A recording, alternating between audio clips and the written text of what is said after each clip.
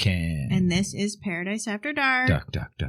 Paradise After Dark is an independent podcast covering true crime, unsolved mysteries, missing people, and some urban legends. If you'd like to support our show and get a bunch of extra Paradise After Dark content, sign up for our Patreon at patreon.com/Palmahawk Media. That's PALMAHAWK Media. And please check out our website at paradiseafterdark.com. On the website, you'll find links to all of our episodes, even our archived episodes, our mailing list, merch store, links to our social media, and of course our Patreon. And we also have a virtual tip jar there, so leave us a tip and we'll give you a shout out on the show. And again, we will be in Vegas this year at CrimeCon 2022. Excitement. That's April 30th through May 1st. And if you go to crimecon.com and purchase your ticket, use code PARADISE for 10% off. Yeah, go there. Do that. Buy the tickets. Because this weekend is the same exact weekend they're doing the NFL drafts in Vegas. Yes. So I heard it. I mean, it's going to be a big weekend in Vegas. It's going to be huge. So it's kind of like, I read on the CrimeCon Facebook page, I think it was, where they were saying, one girl said that my husband's going to go do the NFL draft stuff. I'll be at CrimeCon. This is a win-win situation. So ladies, if you're trying to convince him, hey, I would do it for Lauren, but I'm kind of involved in true crime. So not everybody is. This is a great time. So hit us up. Paradise. So this week we are discussing an urban legend, kind of. It is kind of. This is one of the things, like I said to Lauren off mic, it is an urban legend, sort of, but it's actually a true story that has kind of turned into an urban legend. But it's an actual crime? It isn't it? Well, I don't know if sort it's of a crime. It is. We don't know. So we're going to just tell you the story, and we'd really like to hear your feedback. Like, what do you guys think about this? Because it's super weird. And if once we're done, look into this, because one thing that blew me away is Lauren says, hey, we're going to cover this case next. And she tells me, I'm thinking, great, an urban legend. I've been excited. I love doing urban legends. We haven't done very many, but we love doing them, and they're always fun to look at. And then I start looking into this, and I'm like, how have I never heard of this? This was kind of huge, and there's a lot of media that has covered. The original crime, if you will, happened back in 1943. Exactly. So it's old. Yeah. So you want to go ahead? But still, to this day, it's prevalent over in England, where we are traveling for this episode. But Worcestershire, England. I wonder if that's because of the urban legend element. So let's get into it and talk about it, and you guys make your own minds up. All right. So the question is, who put Bella in the Witch Elm? On April 18th, 1943, 4 local boys, Robert Hart, Thomas Willits, Bob Farmer, and Fred Payne, were poaching in Hagley Wood, part of the Hagley estate belonging to Lord Cobham in Worcestershire, England. They were searching for bird nests and eggs when they came across a large witch elm. Now, a witch elm is a large elm tree that grows at elevations up to 1,500 meters. The tree was by far the most common elm in the north and west of the British Isles, and is acknowledged as the only indisputably British native elm species. So one boy, Bob Farmer, climbed to the very top of the tree and looked down into its hollow trunk. In the trunk, he saw a human skull staring back up at him. So obviously, the boys ran. Yeah, and keep in mind, this is wartime Britain. And with that being said, they weren't just hunting birds' eggs for fun because they wanted to, break the eggs. They were hunting them for food. For food. They were looking for food, because obviously food was sort of scarce at that time in England, and they were on this private property. Yes. So at first they were reluctant to report what they found because they had been poaching illegally on that land. But eventually Thomas Willits, the youngest of the 4, felt uneasy about what he had witnessed and decided to report the findings to his parents. So he had a little bit of a conscience. He probably was one of us. When the police checked the tree, they discovered an almost complete skeleton. It was, however, missing a right hand, bones from which were later found scattered nearby, with a shoe, gold wedding ring, and fragmented clothing. Yeah, the scraps of poor quality clothing were hung from the bones, and a piece of taffeta fabric was stuffed inside the mouth of the skull, indicating that the victim had been suffocated. Now, the skull was valuable evidence, obviously, and that it still had some tufts of hair and had a clear dental pattern despite some missing teeth. And they said they reported what was maybe like some sort of skin or something that had like hardened. So maybe like the way it was positioned, it was almost mummified a little bit.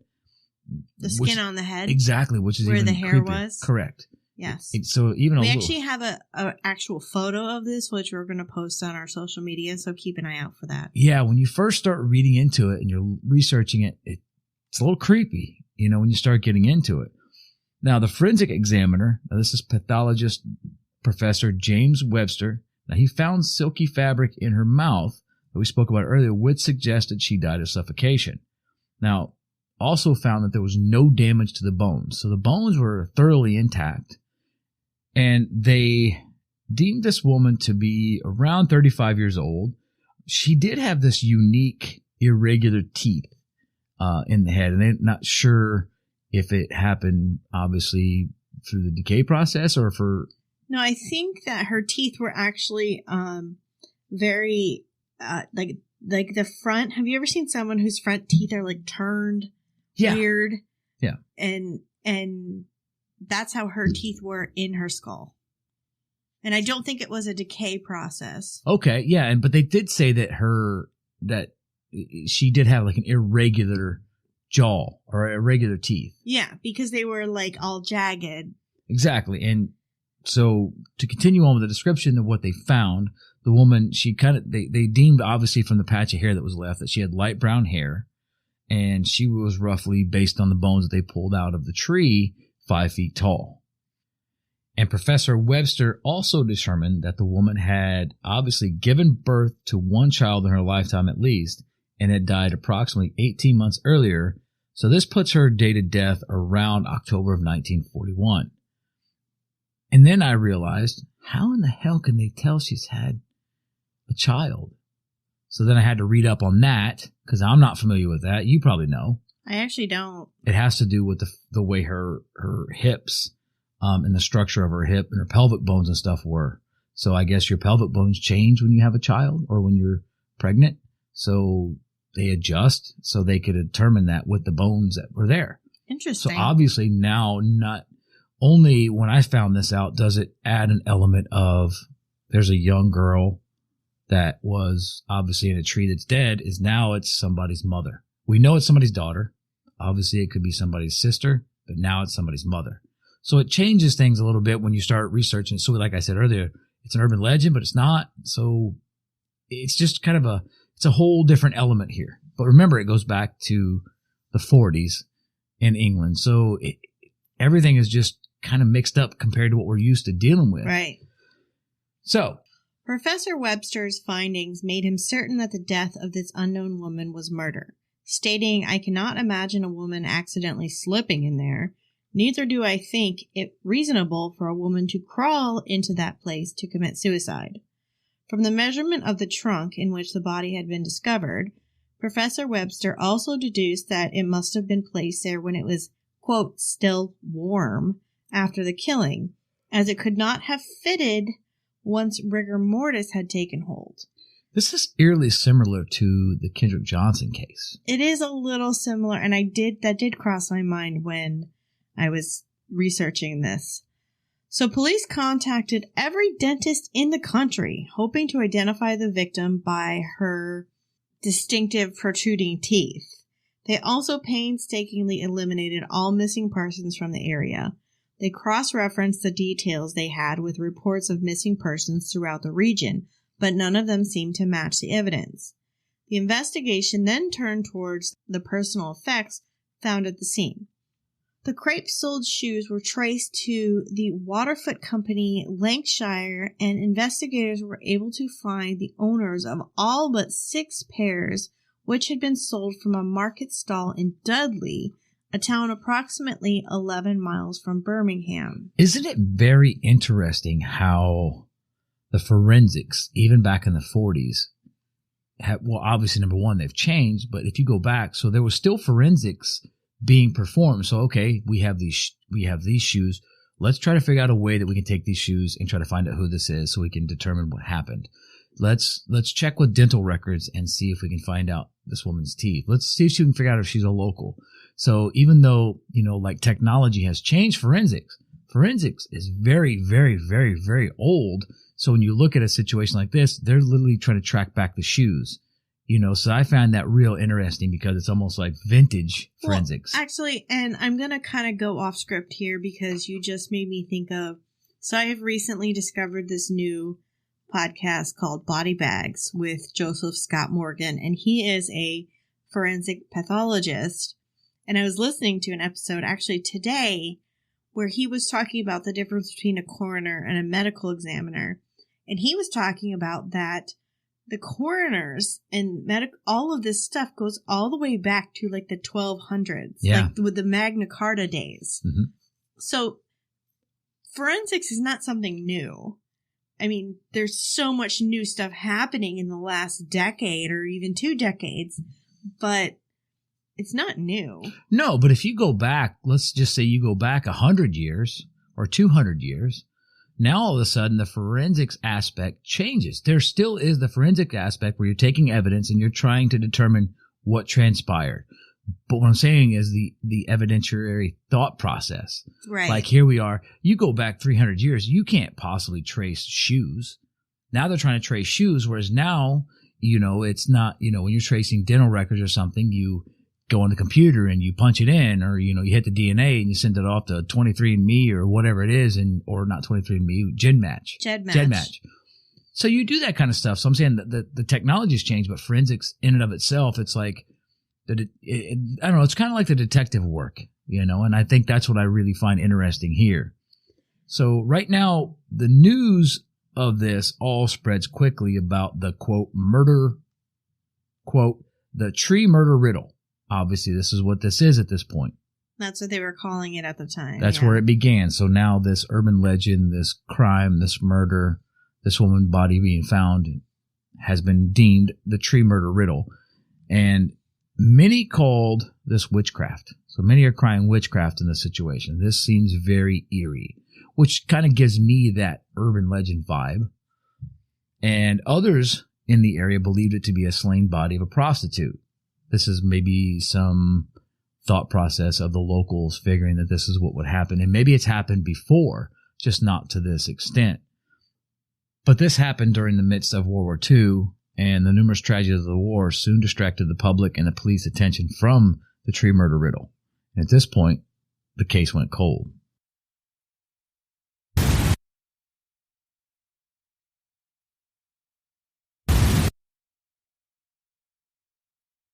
Then the graffiti appeared. At Christmas time that same year, a disturbing piece of graffiti written in chalk appeared on a wall in a nearby neighborhood asking, "Who put Lubella down the Witch Elm?" Now, this was the first time a name had been attached to the victim, and police were obviously interested. Despite a public plea for whoever wrote this to come forward, they remained silent. Similar messages kept popping up around town, seemingly written in the same hand. Yeah, they were similar handwriting. And it kind of makes you wonder, is this like an early version of Zodiac, where he just kind of taunts the police and the public and things like that? I mean, just kind of putting this out there. Another popped up in Birmingham that just said Hagley Wood Bella. At the base of the crumbling stone pillar atop Witchbury Hill, the ultimate version appeared, "Who put Bella in the Witch Elm?" There are conflicting accounts of when the graffiti started appearing. Some reports say it appeared as early as 6 months after the body was found. Some say it was up to 4 years later. Apparently, it continued to appear as late as the 70s on the Hagley obelisk, a stone pillar near where the woman's body was discovered. But either way, when the graffiti started, investigators believed that there was someone out there with more information, including possibly the name of the victim. Bella, Lubella. So police honed their search to identify the graffiti artist and followed the trail of anyone from the area known as Bella. Now, do you see what happened there? Is somebody starts adding graffiti to the walls and chalk, and suddenly she gets a name. Is it her name? We don't know. So Bella now becomes Jane Doe's name, and that's how you get Bella. And I find that to be very interesting that the police just assumed that information and took it. But I guess it was a great way to identify this case and to separate it from every other missing persons case or crime that they were investigating at the time. Well, there was reports of a Birmingham-based prostitute named Bella who went missing in 1941. The timeline fit, although there were no dental records or relatives to help further match the victim. The search of national dental records also proved fruitless. The woman in the Witch Elm had apparently come from nowhere and was missed by no one. Now, picture that. We talked about it earlier. We were talking about the forensics. Dental exam. So this isn't, like I said, going on the computer. You physically have to take what you have.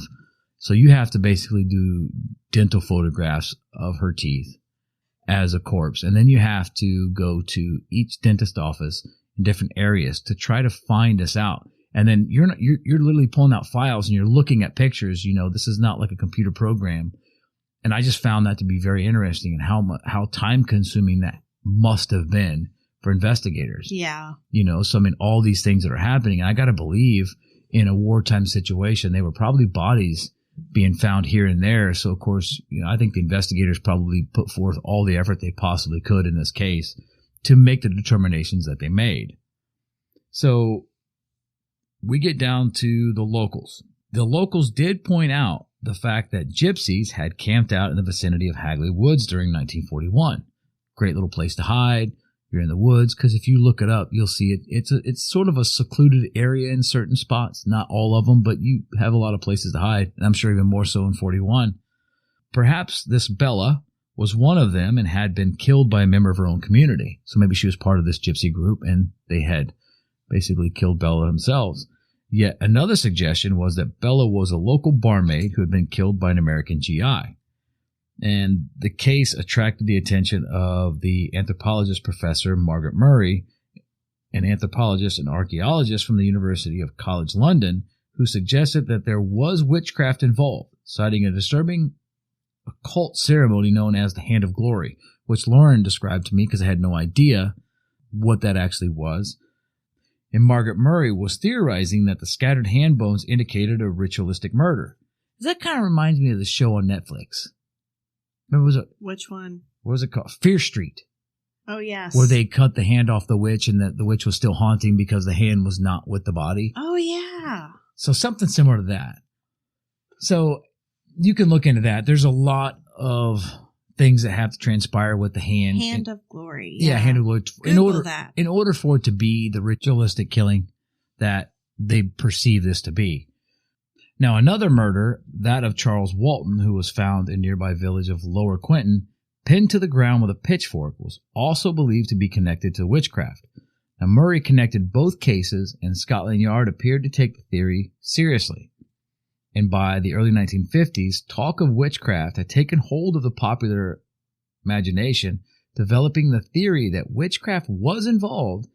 It was noted that the plant belladonna, also known as deadly nightshade, and witch hazel are both widely associated with the occult, and according to local legend, so is Hagley Woods. The fact that Bella was entombed inside a tree rather than being buried was also indicative of ritualistic slaying. Now, this was also according to Professor Murray. The theory that Bella was executed for some crime against a coven quickly gathered steam and remains a favorite theory even today. So it's like she is murdered, and it's a ritualistic killing. During World War II, several German spies were captured in the UK. As a result, in 1953, the case of Bella and the Witch Elm attracted a new line of inquiry: war espionage.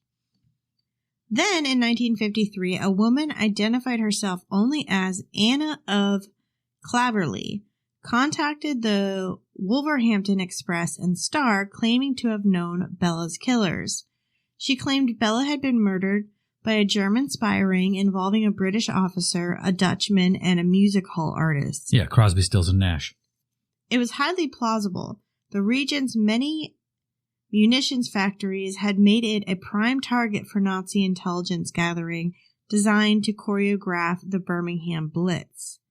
Anna was later identified as Una Mossop, and she alleged that her Royal Air Force pilot husband, Jack Mossop, had witnessed Bella's death. She said that Mossop told her that he had become involved in a spy ring along with a Dutchman called Van Ralt. One evening, Van Ralt, accompanied by a woman Mossop believed to be Bella, had picked up Mossop in his car. Shortly after, Van Ralt strangled the woman, allegedly because of her spy associations. In another completely different version of this story, Una Mossop claimed that in March or April of 1941, her husband Jack came home around 1 a.m., all white and agitated. He confessed to his then-wife that he and a Dutchman, called Van Ralt, had put a woman in a tree. So they admitted to this? Yes. Mossop and Van Ralt met for drinks at the Littleton Arms, a pub in Hagley, where they met a woman and the three drank together for some time.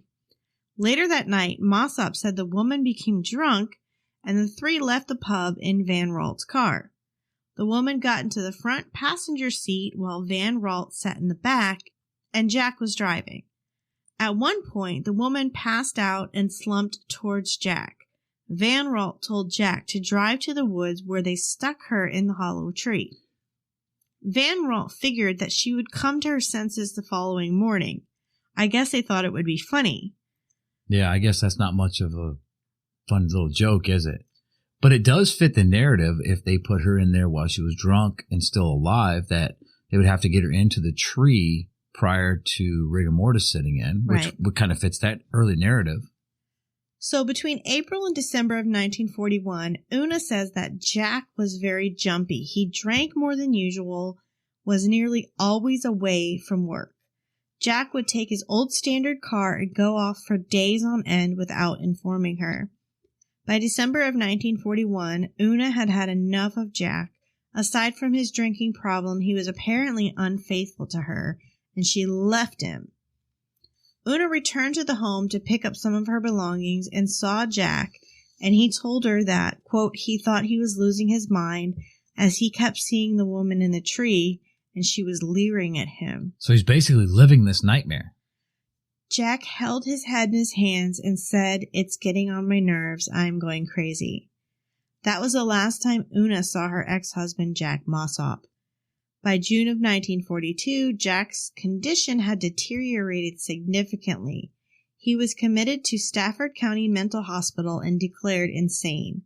He died in the hospital in August of 1942, before the body in the Witch Elm was even found.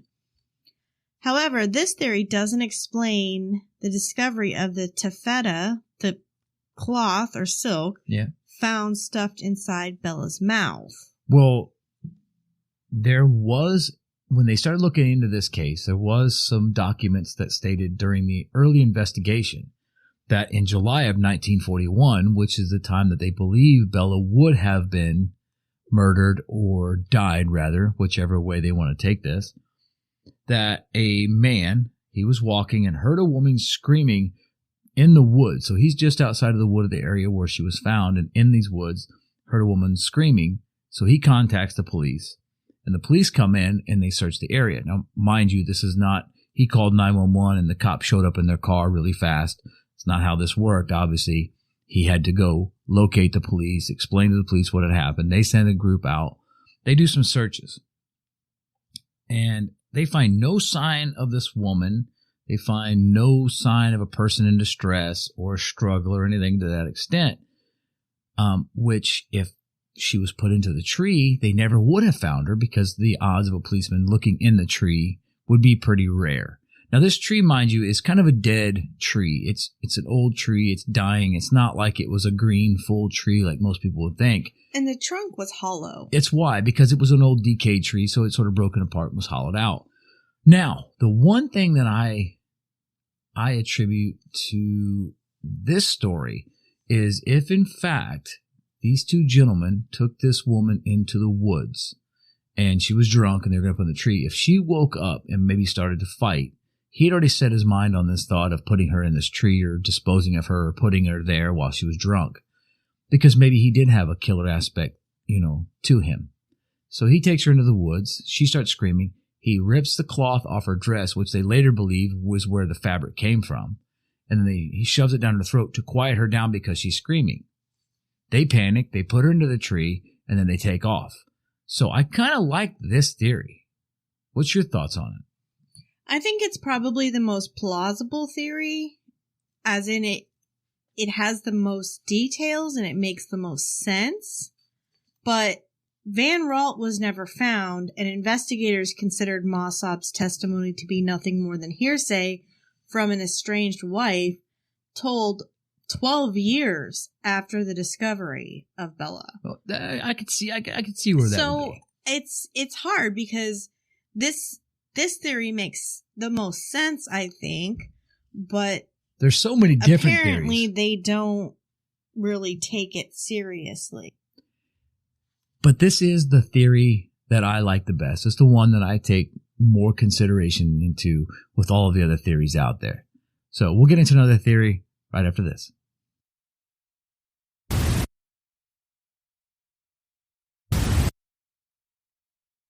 Okay, and another theory comes from an M15 declassified file about a gentleman named Joseph Jacobs. Now, he was the last man to be put to death in the Tower of London, and he was put to death on August 15th of 1941.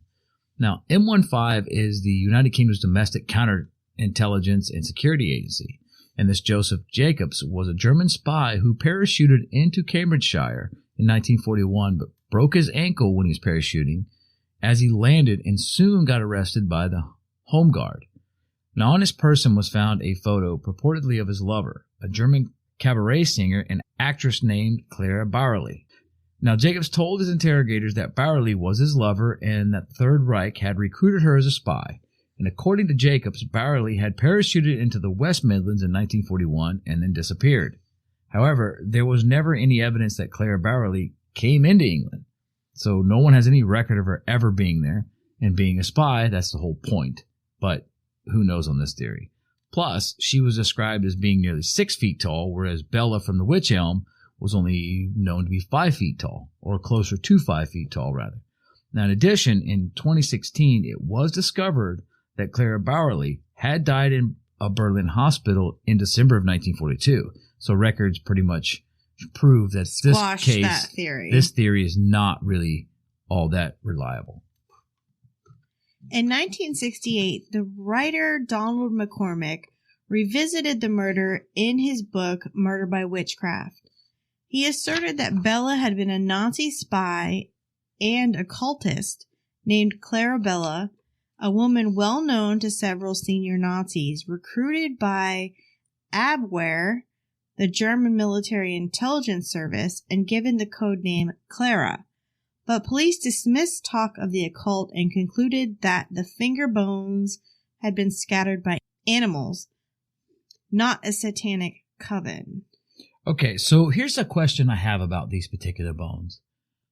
How is it possible, how is she a German spy, and how does that even tie into the occult and witchcraft? Well, one of the things that's why this theory makes no sense to me. Well, the only thing I did read is to attribute it to what you're saying there is I did read it in one article that it was said that she landed, she parachuted in, and then she was there. She was in an unfamiliar area. She was a spy. So what she wanted to do was she was going to hide out in this area for a small amount of time until, basically everyone knew that the plane was gone and if anybody saw her parachuting. So if anyone were to see her, she was going to hide and wait till things kind of slid over. So if they searched for her, so she would have hidden in the tree to kind of hide, but somehow maybe fallen asleep, got trapped, or whatever. Something could have happened. So I do understand where that theory could work a little bit. But one problem that I have with this whole with this whole thing is, okay, you saying it's not witchcraft or the coven, all that stuff. How did just the hand get out? So if an animal goes in and takes the hand out, why wouldn't they have taken the skull or a toe or a foot?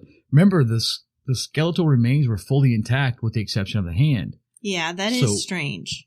I mean, why not the other hand? Because if an animal gets in there, usually other animals come along. So to me, for one animal to go in and get the hand, if she was indeed trapped in there in such a way to where the hole was small enough that she could not be put in there, if rigor mortis is setting in, if her body was stiff, so she had to be somewhat pliable. Obviously, like you said, she had to be warm and, somewhat maybe still alive or early death to where she could be put in there. How is an animal going to get in there and take one hand but not the other hand or the toe or the foot? So it's definitely weird. That's part of that whole, this is where you get into the witchcraft and the urban legend aspect of it, to me, in my mind. In 1999, Who Put Bella in the Witch Elm was again written in white paint on the side of the nearby Witchbury obelisk, renewing interest in the mystery. One thing I do want to note in that is now the version has changed, because maybe our listeners don't know that Witch Elm is spelled W-Y-C-H. But in this case, so the earlier versions that they found in chalk were written Witch Elm, W-Y-C-H. Right. This is now changed because now it's Witch Elm. So whoever wrote it in this format wrote it W-I-T-C-H. So it does change a little bit now, because now someone is trying to basically bring back this urban legend or this case, if you will, but they've misspelled what an actual witch elm is. Yes. In a Radio 4 program first broadcast in August of 2014, Steve Punt suggested a possible victim was reported to the police in 1944 by a Birmingham sex worker. In the report, she stated that another sex worker called Bella, who worked on the Hagley Road, had disappeared about 3 years previously. The name Bella, or Lou Bella, suggested the graffiti writer was probably aware of the identity of the victim. And in 2018, Carolyn Wilkinson, the expert tasked with rebuilding Richard III's face after the royal's remains were found under a car park, recreated Bella's features. And the professor of craniofacial identification at Dundee University used photographs taken at the time to put the face to the name. She could not use the actual skull. This is the part that I have a problem with. She could not actually use the original skull because it had been lost by the police. Now, this has been confirmed by the West Midlands Police, where a spokesperson said, searches have been conducted by the police museum volunteers, and they have confirmed that we hold no exhibits and can find no documentation that may relate to this case at either of the West Midlands Police museums. So, wait a minute. Could this all be a hoax? There's no records whatsoever about Bella in the Witch Elm? Well, there are records of the child, or the children, I should say, rather, finding her. So they witnessed it. Well, wait a minute. No, it just said that there's no documentation, no exhibits that relate to this case. That's a good point. So could this be an actual urban legend? I suppose it could be. Okay, I'm sorry. Well, Carry on. Well, they did say that additionally, searches were carried out by our Force Records team, who have confirmed that there is no relevant documentation held with the major investigation team or external storage. So they have no external storage.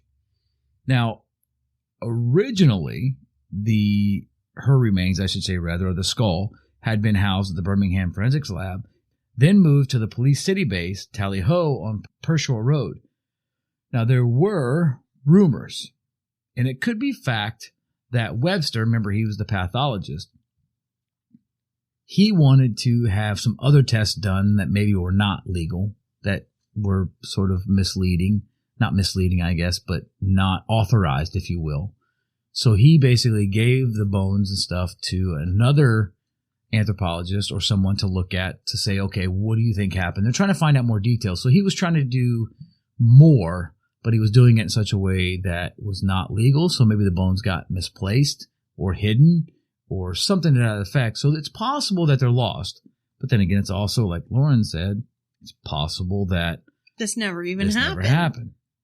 So the skull's whereabouts are not known, the spokesperson admitted.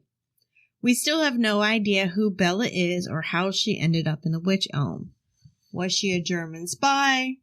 Was she the victim of a black magic ritual? Or was she just an unfortunate prostitute or vagrant or barmaid or just somebody in the wrong place at the wrong time? Or was this even real? Or was it all just an urban legend? It could have been. Yeah. There's no documentation. There's nothing. The only thing that... It's crazy. There are pictures, though, of the skull that was found. There are. And there is a picture of, which I do have, I'm going to post on social media, so keep an eye out, of the recreation of her face by Caroline Wilkinson. There is to some extent that, but do we know that this particular skull is for a woman that was found in the Witch Elm, but yet we have no documentation on it? So, I don't know. I mean, you can buy a skull at Party City at Halloween time. So with that being said, I'm not saying they had Party Cities in 1941 or 42, but what I'm saying is the pictures that we're seeing, are they of a woman named Bella that they named Bella that was in the Witch Elm? We don't know. We don't know. But Lauren's going to post them. But it is a little eerie if you look at them. But that's one of the things that I find so intriguing about this case is that you have every element of a true crime aspect. You have a murder, a possible taunt or a tease by someone writing chalk messages, because it wasn't like you could paint the stuff and they couldn't send you letters, typed out letters via email.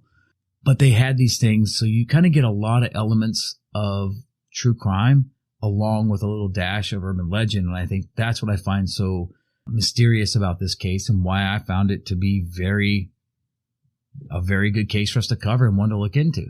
So, we want to hear what you guys think. So send us an email, paradiseafterdarkpodcast@gmail.com. Hit us up on all our social medias.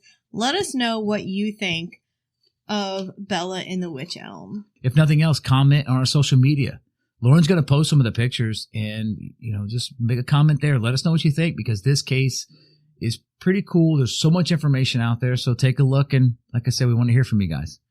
So is there anything else you want to get into tonight, Lauren? That's it. All right. That's going to do it for tonight. Again, if you'd like to support the show, please subscribe to our Patreon at patreon.com/Palmahawk Media. That's PALMAHAWK Media. And be sure to check out our website at paradiseafterdark.com for links to all of our social media, our Patreon, merch store, and much, much more. And please make sure to subscribe to the show on whatever platform you're listening and rate and review us. This really helps us branch out and reach a wider audience. And thank you, everyone, for listening to Paradise After Dark. Duck, duck, duck, duck.